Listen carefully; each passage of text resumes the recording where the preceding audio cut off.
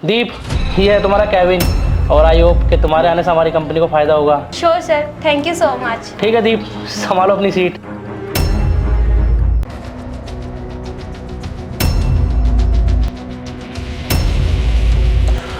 और हाँ दीप, ये सागर है, आपको किसी भी चीज़ की ज़रूरत पड़े ना, आप इसको बोल देना, ये सारा काम कर देगा आपका। ठीक है? Okay sir. अबे इतनी बड़ी दुनिया है ये, इतनी बड़ी दुनिया में इतने सारे ऑफिस हैं, तुझे यही ऑफिस मिला था काम करने के लिए? अरे आप ये मुझसे किस तरीके से बात कर रहे हो? शायद आप भूल गई, मैं आपका देवर हूँ। आप मुझसे इस तरीके से बात नहीं कर सकती। अबे इसी बात का तो अफसोस है कि तू मेरा देवर है। अगर इस ऑफिस में किसी को पता चल गया कि तू मेरा देवर है तो मेरी कितनी बड़ी बेइज्जती होगी, तू सोच भी नहीं सकता। एक तो तुम लोगों ने मेरी सारी ज़मीन छीन ली और जितनी मेरी प्रॉपर्टी थी तुमने सारी हड़प ली, और ऊपर से मुझे मेरे ही घर से धक्का दे के निकाल दिया। और अब मैं मेहनत करके 2 वक्त की रोटी के लिए पैसे कमा रहा हूँ, उसमें भी तुम्हें दिक्कत है। हाँ, हो रही है मुझे प्रॉब्लम, क्योंकि इतनी बड़ी दुनिया है तो पूरी दुनिया को छोड़ के ना बार बार मेरी आंखों के सामने मरने आ जाता है। अरे इतनी बड़ी दुनिया है, कहीं और जाके मर लेना। अरे खैर छोड़ो, तू तो पराई है। जब मेरा खुद का सगा भाई मेरा ना हो सका तो मैं तुझसे क्या ही उम्मीद रखूं? पता नहीं ये मनुष्य हमारा पीछा कब छोड़ेगा। देख तेरा ना बहुत हो चुका है, तुझे जितना काम करना था ना इस ऑफिस में तू कर चुका है, पर अब तुझे इस ऑफिस से जाना होगा। अरे मैं क्यों यहाँ से जाऊँ? मैं तो यहाँ पे बहुत टाइम से काम कर रहा हूँ ना, नए तो आप हो ना। और भला मैं नौकरी कैसे छोड़ सकता हूँ? अगर मैं नौकरी छोड़ दूंगा तो खाऊंगा क्या? तुम्हारे पास तो बहुत कुछ है, मेरे पास कुछ भी नहीं है। मैं नौकरी नहीं छोड़ूंगा। देख नौकरी तो तुझे छोड़ के जानी पड़ेगी। अगर तू नौकरी नहीं छोड़ के जाएगा ना तो मैं सर से ना तेरी कंप्लेंट कर दूंगी और यही कहूंगी कि तू मुझे ना गंदी नजर से देखता है, तो वो तुझे खुद ही नौकरी से निकाल देंगे। और वैसे बाकी का तू तो मुझे अच्छे से जानता ही है कि मैं ये सब बहुत आराम से कर सकती हूँ, और अगर मैंने ये सब किया ना तो तेरी इस पूरे ऑफिस में ना बहुत बदनामी होने वाली है। तो इसलिए प्यार से बोल रही हूँ, तू खुद ही प्यार से चला जा, तेरे लिए अच्छा होगा। मैंने आज तक ना आपकी कोई भी बात नहीं टाली। अगर आप यही चाहती हो ना कि मैं यहाँ से नौकरी छोड़ के चले जाऊँ तो ठीक है, मैं खुद मालिक के पास जाऊँगा, उनसे कहूँगा कि मैं नौकरी छोड़ रहा हूँ। आ गया ना देख खुद ही लाइन पे। अब ना कल से तू मुझे यहाँ ना दिखना नहीं चाहिए। चल अब निकल यहाँ से।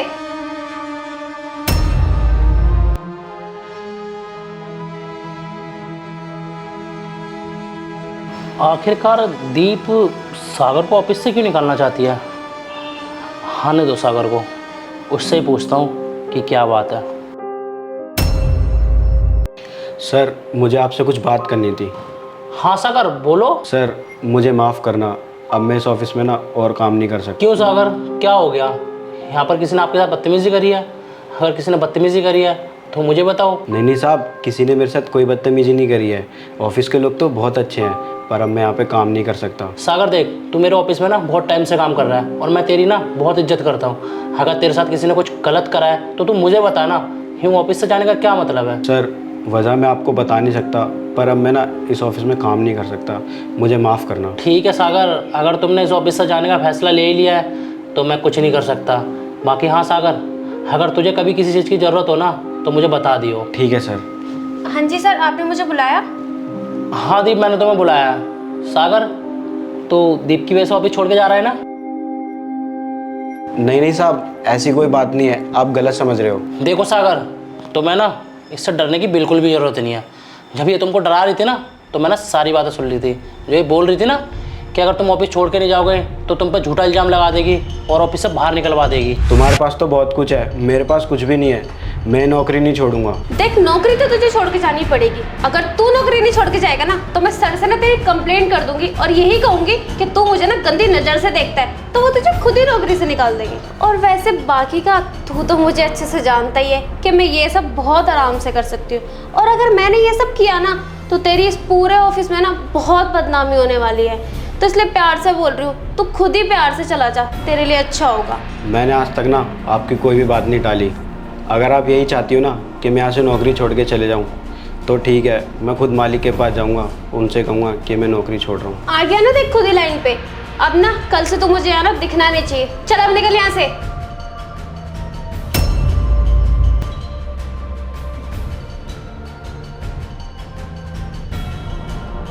सागर, तुम बिल्कुल मत डरो, जो भी बात है ना तुम मुझे बताओ।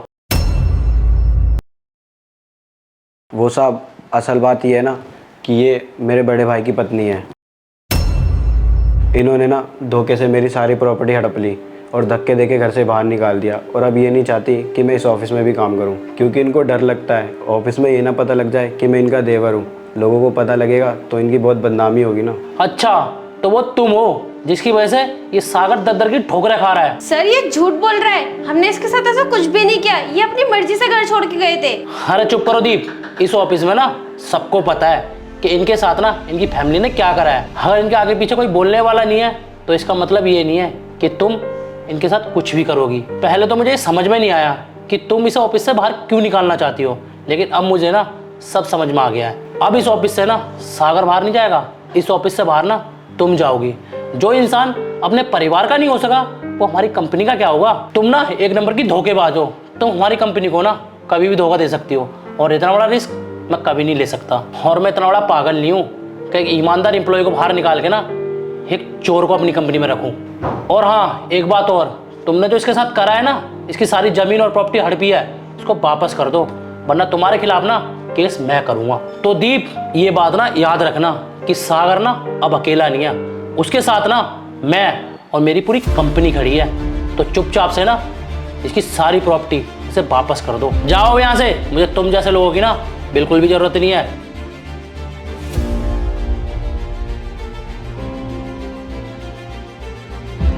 साहब, आपका बहुत बहुत धन्यवाद।